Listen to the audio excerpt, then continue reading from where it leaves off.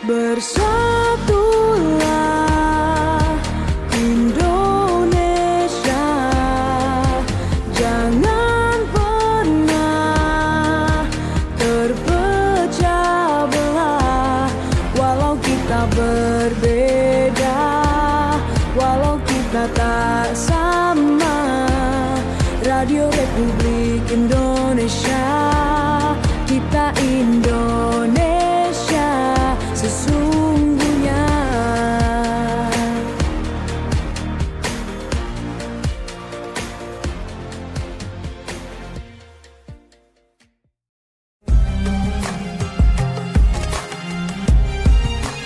Mutiara Pagi Pro 1.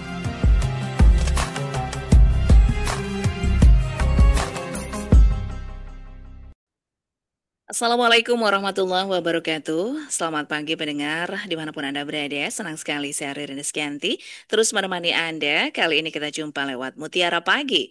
Dan kesempatan ini saya juga tidak sendiri. Saya telah bersama dengan narasumber lewat jalur Zoom. Mendengar, kita akan banyak berbincang soal harmoni kemanusiaan dan keunggulan spiritualitas ya. Nanti Anda juga berkesempatan mendengar untuk bergabung lewat jalur telepon di 0328662317 ataupun di 665396. Bisa juga lewat seluler Pro 1 di 0811 3345 101. Itu juga nomor WhatsApp Pro 1 RRI Sumeneb untuk Anda barangkali yang ingin berinteraksi lewat WhatsApp. Ya, mendengar ungkapan dari harmoni kemanusiaan menuju keunggulan spiritualitas. Ini menyeratkan sebuah perjalanan dari kondisi harmonis dalam kehidupan kemanusiaan, begitu ya, menuju pencapaian keunggulan dalam bidang spiritualitas. Nah, ini berarti individu atau masyarakat perlu mencapai keseimbangan dan keharmonisan dalam berbagai aspek kehidupan manusia, seperti misalnya hubungan sosial, kemudian kesehatan, pekerjaan, dan yang lainnya. Nah, setelah itu barulah fokus diarahkan pada pengembangan dan peningkatan kualitas spiritualitas yang bisa berarti ini semacam pemahaman yang lebih mendalam begitu ya tentang makna hidup, kemudian tujuan hidup, termasuk hubungan dengan sesuatu yang lebih besar dari diri sendiri, termasuk Tuhan atau nilai-nilai universal. Nah, kita akan berbincangkannya lebih jauh mendengar bagaimana kemudian harmoni kemanusiaan ini dan keunggulan spiritualitasnya. Saya telah bersama dengan Ahmad Said Samsuri dan hadir di studio lewat jalur Zoom pagi ini. Beliau sebagai Kasipais Kantor Kemenak Kabupaten Sumeneb. Assalamualaikum Ustadz Said. Waalaikumsalam warahmatullahi wabarakatuh, Mbak Ririn di studio dan seluruh pemirsa dan pendengar Persatu yang berbahagia pada pagi hari ini. Iya, sehat Ustadz hari ini? Alhamdulillah sehat walafiat berkat doa seluruh pemirsa dan pendengar Persatu dan kita semua mudah-mudahan Ya. sehat juga, Mbak Ririn. Insya Allah. Terima kasih kembali menemani pendengar nih Ustadz di Ya, Mutiara Pagi ya. Dan Ustadz barangkali sedikit gambaran dulu nih di awal jumpa kita tentang harmoni kemanusiaan menuju keunggulan spiritualitas. Sebenarnya seperti apa gambarannya Ustadz? baik. Terima kasih, Mbak Ririn. Bismillahirrahmanirrahim. Alhamdulillahi Rabbil Alamin. Wassalatu wassalamu ala ashrafil mursalin. Sayyidina Muhammadin wa alihi wa sahbihi ajma'in wa ba'du. Para pemirsa dan pendengar Persatu yang dirahmati Allah Subhanahu wa taala. Sebagaimana salah satu tujuan Allah menciptakan manusia adalah wa idz qala rabbuka lil malaikati inni ja'ilun fil ardi khalifah. Allah dalam ayat ini menjelaskan atau memberikan informasi kepada para malaikat pada saat itu. Wa idz qala rabbuka wallahu ta'ala alam wa idz qala rabbuka. Dan ketika Tuhanmu berkata, artinya kepada malaikat, kepada siapa? Lil malaikati, kepada malaikat, inni ja'ilun fil ardi khalifah. Saya berkeinginan untuk ja'ilun, menciptakan khalifah di muka bumi, yakni manusia. Jadi salah satu tujuan daripada diciptakannya manusia adalah menjadi khalifah Allah fil ardi. Khalifatullah fil ardi. Pemakmur bumi, yakni khalifah Allah, pengganti Allah untuk memakmurkan, menjaga, kemudian melestarikan bumi ini. Sebagaimana Allah sebagai pencipta dan pemelihara, maka khalifah penggantinya untuk sebagai perpanjangan tangan dari Allah, manusia sebagai khalifah Allah. Yakni diciptakannya manusia sebagai perpanjangan tangan Allah untuk memakmurkan dan mensejahterakan, kemudian menjaga stabilitas dari bumi ini. Walaupun mendapat tantangan dari para malaikat pada saat itu. Wa idh qala rabbuka lil malaikati inni ja'ilun fil ardi khalifah qalu ataj'alu fiha may yufsidu fiha wa yasfiku dima. Ini salah satu tujuannya para pemirsa dan pendengar. Tetapi dalam perjalanannya mungkin ada beberapa kasus kejadian-kejadian yang melanggar kepada tujuan-tujuan yang diharapkan oleh Allah Subhanahu wa taala. Tujuan pertama Allah menciptakan manusia sebagai khalifah Allah di muka bumi. Maka ibadah terbaik, salah satu ibadah terbaik adalah mereka yang mampu menguatkan dan menjaga kelestarian alam semesta ini dengan baik dan dengan benar. Kemudian ibadah terbaik pula dilakukan oleh manusia dalam mencapai kesempurnaan kemanusiaannya adalah mereka mampu memanfaatkan dirinya untuk kemanfaatan dan kemaslahatan manusia dan kemaslahatan semesta. Tentunya orang yang melakukan semacam itu tetap dasarnya adalah mereka sadar bahwa ia sebagai khalifah Allah fil ardi ini.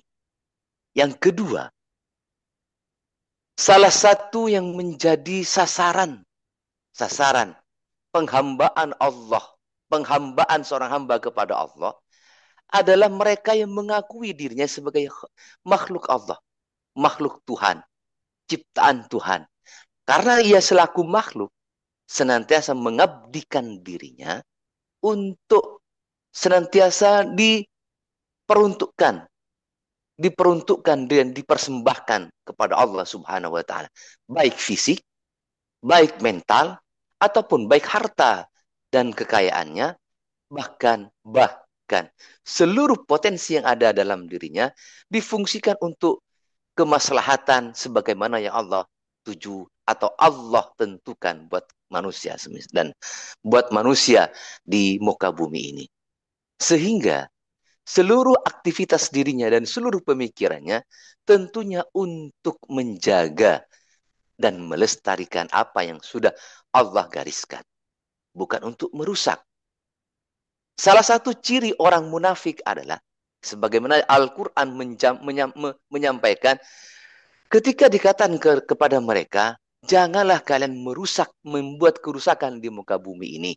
Maka mereka menjawab, ini kami tidak membuat kerusakan di muka bumi ini, tetapi kami membuat kemaslahatan di muka bumi.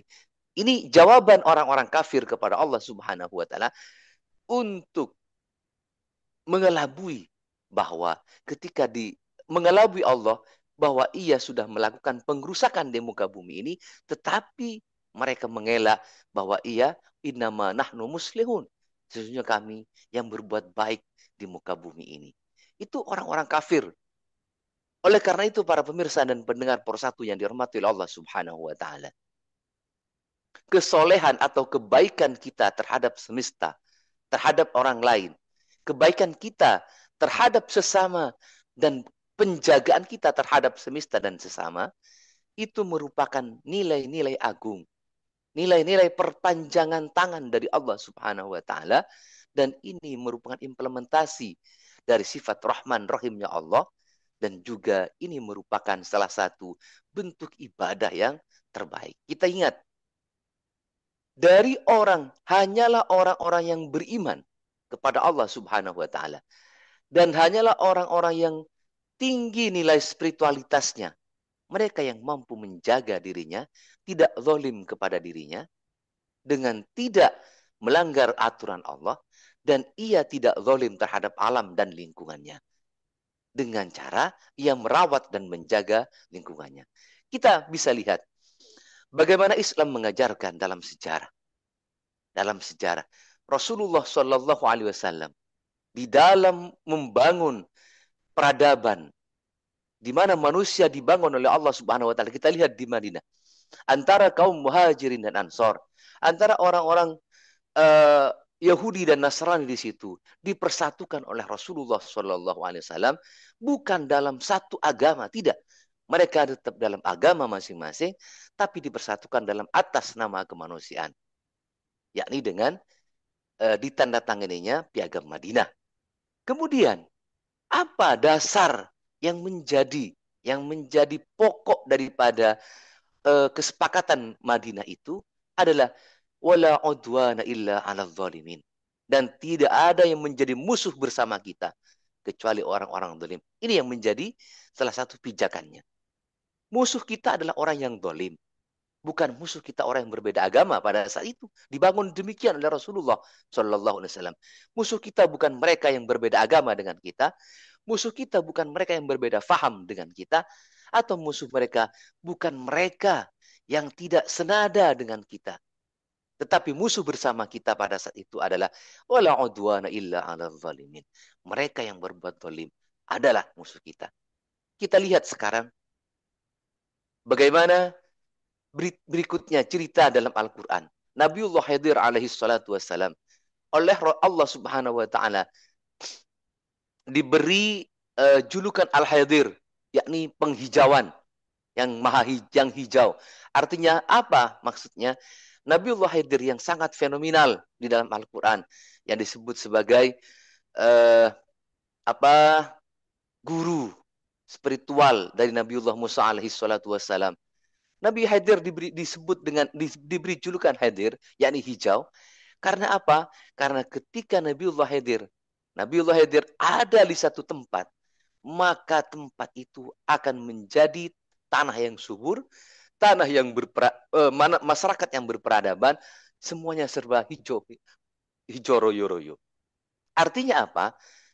Ketika Nabi Khidir berpindah ke tempat yang lain, maka di tempat itu yang dibangun pertama kali oleh Nabi Allah Khidir adalah bagaimana menghidupkan desa itu, bagaimana memakmurkan masyarakatnya, dan mensuburkan lingkungannya. Ini yang dibangun oleh Nabi Allah Khidir. Sehingga Nabi Khidir mendapat julukan Nabi Al-Khidir, yakni penghijauan. Kita selaku umat Islam pada saat ini perlu membangun dan mengembangkan nilai-nilai spiritualitas kita. Tidak hanya bagaimana kita menjadi hamba Allah sebagai penghambaan pribadi atas nama pribadi kepada Allah Subhanahu wa taala. Tetapi harus diwujudkan bagaimana penghambaan kita selaku hamba Allah dan selaku khalifatullah fil ardi terhadap dan berdampak kepada sesama dan alam semesta. Dalam riwayat, contoh misalnya untuk penghijauan dan menjaga alam semesta, Rasulullah Shallallahu Alaihi Wasallam pada saat itu punya wilayah, namanya wilayah Hima, Al-Hima, daerah terlindung, yakni di mana daerah tersebut tidak boleh ada orang yang membuat kerusakan, memetik pohon, memotong ranting, kemudian memetik buah-buahan di situ, semuanya tidak dilarang. Disebut dengan wilayah Al-Hima, yakni daerah terlindung. Itu contoh Rasulullah dalam penghijauannya. Selain lagi Rasulullah membangun kebersamaan dari umat manusia.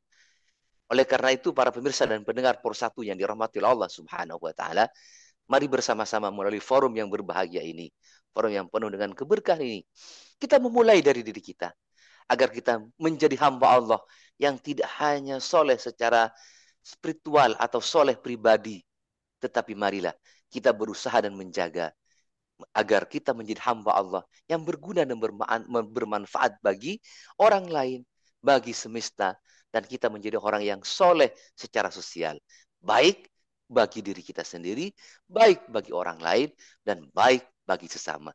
Dan ini harus berdampak betul-betul benar dan benar-benar berdampak. Keberagamaan kita, kehadiran kita benar-benar membawa kemaslahatan bagi orang lain. Bukan hanya sebatas kita soleh, tetapi kemaslahatannya tidak bisa dilihat dan dirasakan oleh orang lain. Mungkin ini Mbak Ririn sebagai pengantar dari saya bagaimana agar kita bisa menjadi sesuatu yang menjadi hamba Allah yang sesuai dengan keinginan Allah Subhanahu wa taala. Saya kembalikan ke Mbak Ya, Ririn. seiring perjalanannya Ustadz antara harmoni kemanusiaan kemudian menuju keunggulan spiritualitas yang digambarkan oleh Ustadz tadi, ini tentu tidak bisa terjadi secara instan begitu ya, tetapi butuh sebuah proses berkelanjutan dan juga apa ya, semacam tindakan lah begitu, tindakan nyata yang perlu dilakukan. Nah, bentuknya itu agar kita menjadi manusia yang bermanfaat, peduli terhadap semesta, bumi, dan lingkungan, itu bisa dengan bentuk seperti apa, Ustadz? Baik. Yang pertama tentunya bentuknya kita harus menguatkan konsep atau mindset kita dulu. Hmm. Kalau bahasa agamanya bil ilmi.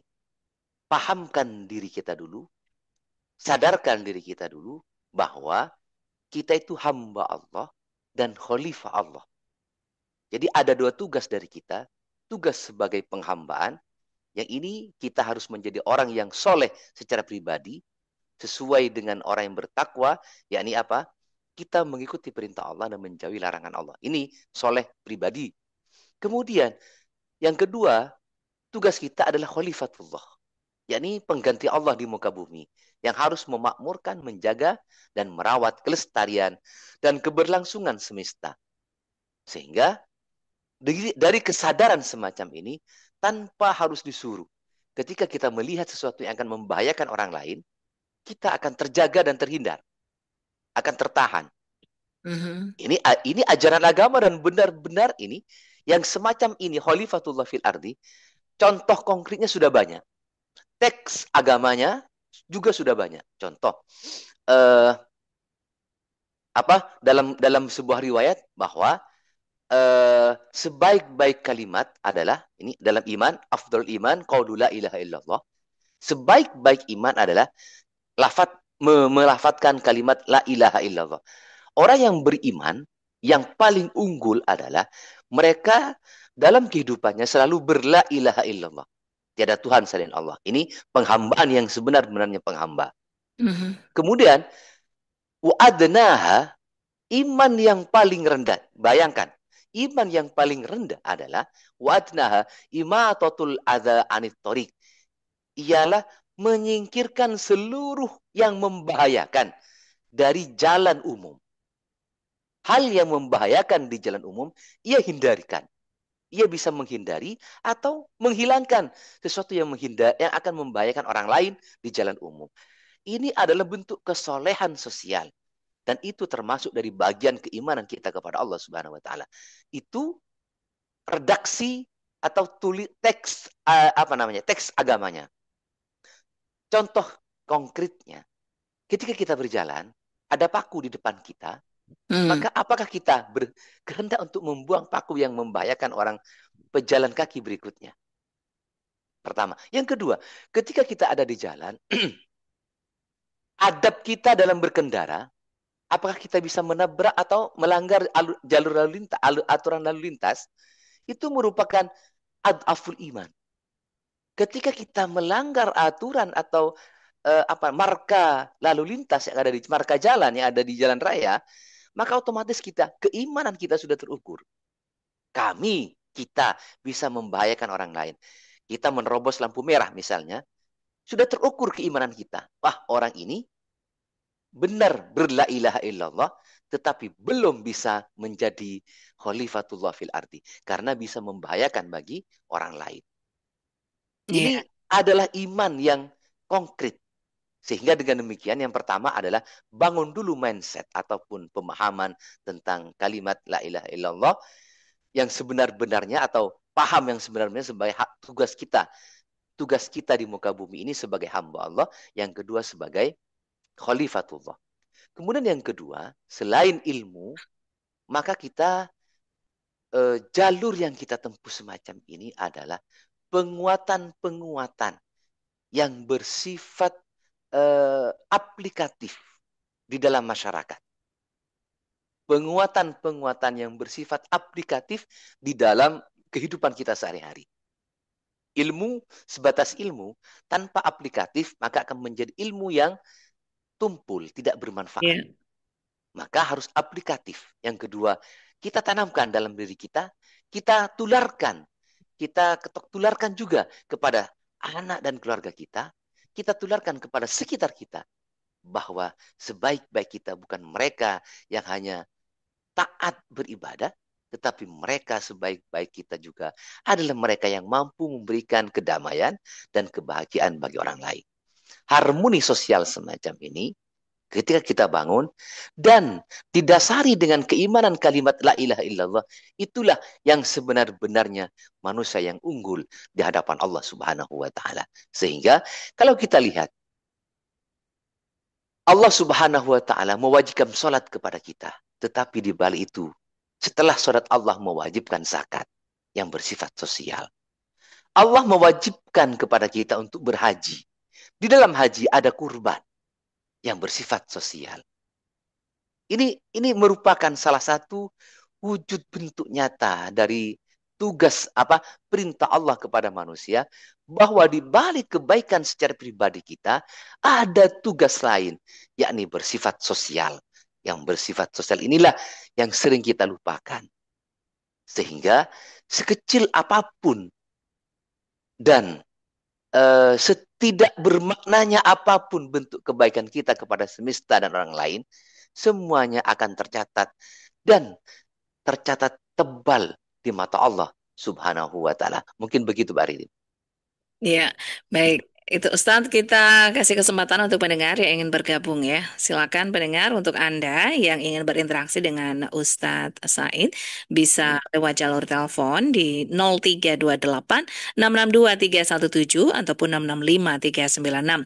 Bisa juga di 0811 3345 101.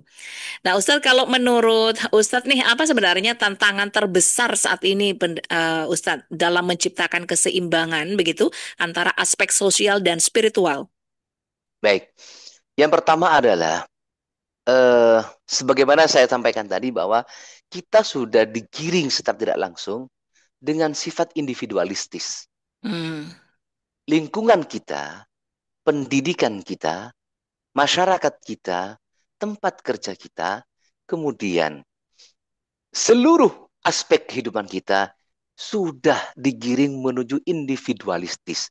Orang, setiap pribadi lebih mementingkan dirinya sendiri. Bahkan tingkat empati dan kepedulian kepada sesama yang merupakan tanda kutip itu merupakan keimanan yang bermakna dan luar biasa di mata Allah, itu sudah kita lupakan atau kita tidak mengindahkannya. Yang tampak dan yang paling kita hargai adalah bagaimana kita bersujud di hadapan Allah dengan ibadah mahdhah. Seakan-akan itulah kesolehan yang sebenar-benarnya soleh. Padahal tidak.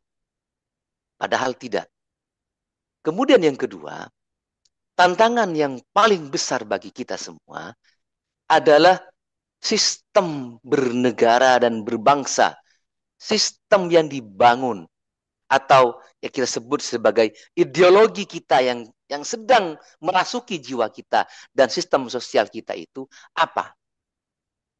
Ketika sistem yang dibangun adalah kebersamaan, sebagaimana orang tua dulu kita dan pendiri bangsa kita adalah yang dikembangkan adalah falsafah Pancasila, yakni dengan berketuhanan yang Maha Esa dan gotong royong, kebersamaan, keadilan sosial, dan seterusnya, ini yang benar-benar dikembangkan, maka insya Allah akan terbangun sebuah harmoni sosial yang sangat baik. Tetapi karena kita sudah dipaksa untuk berada di zaman di mana siapa yang paling cepat beralih, itulah sebagai pemenangnya. Bukan siapa yang mampu membantu yang lain dalam setiap perlombaannya. Mereka lah sebagai pemenangnya. Ini menghancurkan semua nilai-nilai kemanusiaan. Siapa yang cepat berlari? Siapa yang paling cepat dalam memberikan bantuan yang paling banyak? Siapa yang paling seperti itu akan merusak pada tatanan kita. Mengapa? Karena semuanya akan berpikir apa yang bisa saya dapat saya akan posisi di mana nanti di hadapan masyarakat. Tetapi orang yang beriman yang benar, mereka akan senantiasa, bukan apa yang saya dapat, apa yang bisa saya berikan kepada masyarakat, apa yang bisa saya sumbangsihkan kepada orang lain, dan itu semuanya tentunya berdasarkan keikhlasan semata-mata penghambaan kepada Allah Subhanahu wa taala. Tantangan terbesar ketiga adalah kita berada di zaman generasi Z, Gen Z, atau yang disebut dengan zaman milenial sudah berlalu, atau ya generasi kita adalah generasi strawberry yang lembek luar biasa. Yang muncul adalah mereka manja. Anak-anak generasi kita adalah generasi-generasi yang manja. Tidak tangguh. Istilah apa namanya? Istilah para pelaut orang tua, istilah orang tua dulu kita, bahwa ombak besar akan melahirkan pelaut yang tangguh. Sekarang tidak berlaku lagi. Kalau dulu nenek moyang kita adalah pelaut yang tangguh, sekarang sudah tidak lagi. Tidak lagi semacam itu generasi kita. Ini tantangan besar buat kita semua. Generasi yang sudah dibangun oleh gadget, dibangun oleh medsos dan seterusnya. Maka makna-makna dan nilai-nilai keluhuran dalam berbudaya, keluhuran dalam beragama, keluhuran dalam bermasyarakat, ini sudah terkikis habis. Dengan apa? Dengan nilai budaya yang diserangkan atau dimasukkan melalui media-media sosial kepada generasi kita. Sehingga sangat luar biasa, Mbak, tantangan kita pada zaman sekarang ini, Mbak. Saya baca WhatsApp yang sudah masuk, Ustadz. Baik. Ada seorang tokoh agama dikenal sangat aktif dalam kegiatan kemanusiaan lintas agama dan suku. Namun, sebagian pengikutnya menganggap ia terlalu lunak, dalam tanda kutip ini, terhadap perbedaan. Bagaimana cara menghadapi halangan dari komunitas sendiri saat memilih jalan harmoni kemanusiaan? Baik. Dalam hal sosial, ini memang kita diperbolehkan untuk berbuat baik kepada siapapun. Yang penting syaratnya satu, kalimat tauhid ada dalam batin kita, dalam hati kita. Selagi kita bertauhid dengan kalimat la ilaha illallah Muhammadur Rasulullah, apapun bentuk kebaikan kita dan kepada siapapun, maka tetap akan bermakna. Ketika kita misalnya dalam sebuah sejarah, misalnya kita oleh komunitas sendiri misalnya dianggap terlalu lunak, oke.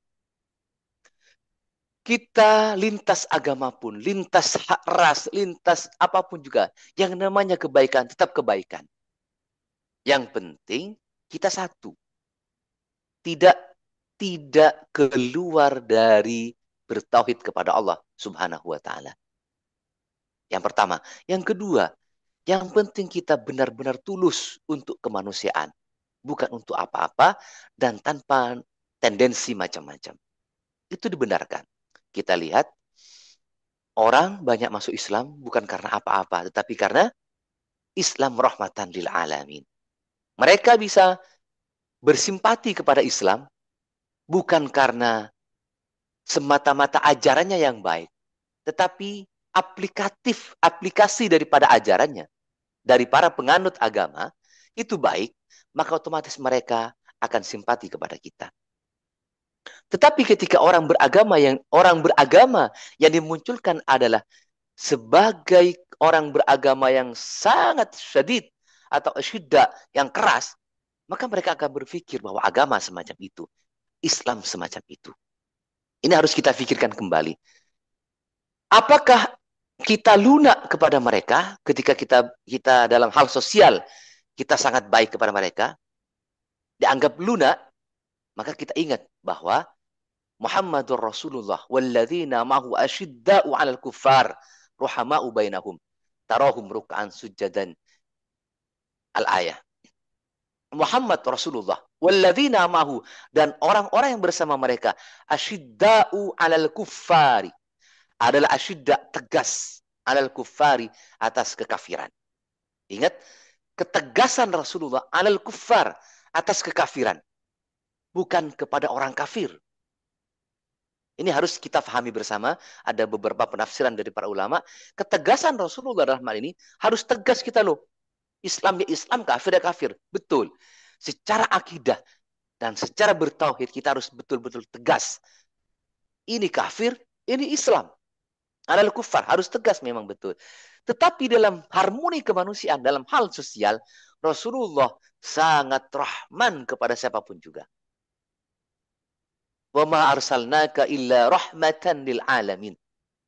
Dalam hal sosial, wa ma arsalnaka, tidaklah aku utus engkau Muhammad illa rahmatan, kecuali menjadi rahmat bagi sekalian alam. Jadi tidak masalah sebenarnya, tidak masalah selagi kita memang terhadap kekafiran kita harus tegas. Tetapi kepada orang kafir, orang yang di luar agama kita, bahkan jangankan dalam hal kebaikan yang bersifat kemanusiaan. Satu ketika orang Yahudi datang ke Madinah bertamu kepada Rasulullah untuk sebuah delegasi, untuk sebuah dialog. Ia mau melaksanakan sebuah ritual ibadah mereka, oleh Rasulullah diizini kok untuk melaksanakan ritual di Masjid Nabawi. Ritual mereka diizini oleh Rasulullah. Begitu harmoninya Rasulullah dalam hal memberikan fasilitas kepada orang-orang yang non-muslim pada saat itu. Yeah. Tetapi ketegasan dalam kufar, kekafiran, Rasulullah tegas. Hadza muslim wa hadza kufar. Jelas sudah ini. Oleh karena itu mari kita bangun bersama-sama harmoni kemanusiaan kita. Tetapi jangan sampai melampaui batas yang terkait dengan akidah dan ibadah. Ini harus tegas sekali kalau urusan ini. Ketika menyangkut dua hal, akidah dan ibadah, kita sudah harus benar-benar asyidda kepada selain kita. Mungkin itu Mbak Ridin. Baik, ini ada WhatsApp berikutnya dari Pak Syaiful di satelit. Ketika di sebuah lingkungan, dua kelompok masyarakat berbeda keyakinan mengalami konflik karena perbedaan pandangan keagamaan yang kemudian memicu ketegangan sosial. Apa pendekatan terbaik agar keunggulan spiritual tidak menjadi sumber superioritas kelompok tertentu? Baik. Fa'in tanaza'tum fi syai'in farudduhu ilallahi wa rasulih. Ketika terjadi tanaza', perbedaan dalam segala sesuatu, farudduhu ilallahi wa rasulih. Ini konsep Qur'aninya. Maka ketika terjadi konflik kepentingan, konflik perbedaan, maka farudduhu ilallahi wa rasuli. Kembalikan kepada Allah dan Rasulnya. Kembali bagaimana Allah mengajarkan kepada kita. Kembali ke bagaimana Rasulullah memberikan teladan kepada kita dalam menyelesaikan konflik. Baginda Rasul tidak hanya konflik antara perbedaan dalam perbedaan dalam pemahaman beragama, antar umat beragama, Rasulullah menyelesaikan konflik tersebut. Dengan cara apa? Rasulullah tegas di dalam keislamannya dan di dalam agamanya, tetapi mereka pendekatan kemanusiaannya sangat lunak baginda Rasul Shallallahu Alaihi Wasallam. Dan bagaimana yang kedua, selain itu yang pertama, kita harus kembali farudduhu ilallah wa rasuli. Yang kedua, akar konfliknya untuk menghindari superioritasnya dari kelompok tertentu, maka harus tanamkan bahwa al-insanu sawasiyatun. Kita itu hamba Allah yang sawasiyah, yang sama, setara semuanya ini. La fadla li arabiyyin wala ajamiyyin illa bitaqwa. Tidak ada keunggulan satu dengan yang lain, baik yang Arab ataupun non-Arab, kecuali illa bitaqwa, kecuali ketakwaannya. Jadi mereka yang merasa superior, pada kenyataannya, pada akhirnya mereka sedang berada di bawah. Di sisi Allah, di mata Allah mereka sedang berada di bawah. Makanya sering kita man tawadhu'a rafa'ahullah. Barang siapa yang mau bertawadhu, rafa'ahullah. Hakikatnya ia sedang diangkat derajatnya oleh Allah Subhanahu wa taala. Jadi menghilangkan prioritasnya kembali kepada Allah dan Rasulnya. Yang kedua, menanamkan bahwa kita itu sama. Sama. Ketika memang misalnya kita berebut dalam hal berdakwah, silakan sama. Yang didakwakan adalah Islam. Sama-sama mendakwakan Islam. Ketika berbeda, perbedaan yang membuat kita itu menjadi indah. Bukan kebersamaan yang harus kita cari, tidak. Bukan hanya kebersamaan yang harus kita cari, tetapi marilah kita bangun kebersamaan dan kesetaraan di dalam keberagaman. Kita harus mengingat bahwa kita dicipta berbeda-beda. Dan pemahaman bisa berbeda-beda. Tetapi kita harus kembalikan kepada pangkalnya. Apa pangkalnya? Yakni Allah dan Rasulullah. Allah dan Rasulullah. Yang pertama, yang kedua, yang ketiga, biasanya mereka yang bersitegang, saya yang paling benar, itulah yang harus diwaspadai. Ketika ada sebuah konsep pemikiran bahwa saya yang paling benar dalam hal penafsiran beragama, ini yang harus kita waspadai, dalam artian harus kita melakukan pendekatan-pendekatan bahwa kebenaran yang mutlak adalah milik Allah Subhanahu wa taala. Kita adalah hanya hanifan musliman wa ma ana minal musyrikin. Hanifan musliman. Kita semuanya hanyalah cenderung kepada Islam, cenderung hanif. Tidak ada yang pas benar-benar kecuali Rasulullah Shallallahu Alaihi Wasallam. Hanifan, cenderung, condong, musliman kepada Islam. Wa ma'ana minal musyrikin. Yang penting kami tidak termasuk bagian dari orang yang musyrik. Insya Allah orang Indonesia semuanya sudah terhindar dari paham yang mengaku bahwa dirinya paling benar dan paling baik. Kita sudah diajarkan untuk toleransi dalam beragama, toleransi dalam pemikiran, yakni kita sama-sama menghargai keragaman dan keberbedaan. Apalagi orang Sunda, nenek dan buyut-buyut kita sudah terbiasa dalam toleransi beragama. Kita bisa lihat bagaimana Masjid Agung bisa berdiri kokoh dengan ornamen dan konsep antar ras, antar suku, bahkan antar umat beragama. Itu simbol bagi kita untuk toleransi dan siap berbeda-beda dengan siapapun juga. Iya, baik. Nah, dari apa yang kita perbincangkan hari ini, Ustadz, apa yang paling ingin diingatkan sebenarnya untuk pendengar di luar sana, Ustadz? Baik. Yang pertama bahwa isyhadu bi anna muslimun. Perkuat bahwa kami adalah hamba Allah yang muslim. Sebagai hamba Allah yang muslim punya dua tugas. Yang pertama yang terpenting adalah sebagai hamba Allah, Abdullah. Yang kedua sebagai khalifatullah, sebagai perpanjangan tangan Allah di muka bumi ini. Mari kita jadi orang yang kuat secara akidah, menjadi muslim yang kuat secara akidah. Yang kedua, kita menjadi muslim yang mampu menjaga dan merawat dari kerusakan alam, kerusakan lingkungan, kerusakan bermasyarakat, bahkan kerusakan dalam berkomunikasi dengan orang lain. Oleh karena itu, kita akan menjadi hamba Allah yang soleh secara pribadi dan soleh secara sosial. Mudah-mudahan dan insya Allah dengan niat yang tulus, Allah akan menguatkan kita. Walladzina jahadu fina lanahdiyannahum subulana. Dan orang-orang yang bersikukuh dan bersemangat menuju jalan Allah, lanahdiyannahum subulana. Allah sendiri akan menunjukkan jalannya. Bismillah, kita bisa menjadi hamba Allah yang soleh, dan bismillah kita bisa menjadi hamba Allah yang muslih secara sosial. Insya Allah. Terima kasih Mbak Ridin. Baik, terima kasih juga Ustadz Said kebersamaannya dengan Perusahaan RRI lewat Mutiara Pagi hari ini. Sudah banyak menginspirasi dan semoga ini bisa bermanfaat untuk meningkatkan keimanan dan ketakwaan kita kepada Allah Subhanahu wa Ta'ala. Insya Allah kita bisa jumpa lagi Ustadz di lain kesempatan. Assalamualaikum. Waalaikumsalam warahmatullahi wabarakatuh. Baik, mendengar demikian Mutiara Pagi hari ini bersama Ustadz Ahmad Said Samsuri telah menemani Anda. Beliau sebagai Kasih Pais Kantor Kemenak Kabupaten Sumeneb telah banyak berbincang bagaimana harmoni kemanusiaan menuju keunggulan yang spiritualitas. Dan pendengar, harmoni kemanusiaan dan keunggulan spiritualitas saling melengkapi ya dan memberikan kontribusi positif bagi kehidupan individu dan juga masyarakat. Harmoni kemanusiaan menciptakan dasar yang kuat untuk pertumbuhan spiritual. Sementara keunggulan spiritualitas memberikan makna dan tujuan yang lebih dalam bagi kehidupan. Dengan mencapai keseimbangan antara keduanya, mendengar, individu dapat menjalani kehidupan yang lebih bahagia, bermakna, dan berkontribusi positif bagi dunia.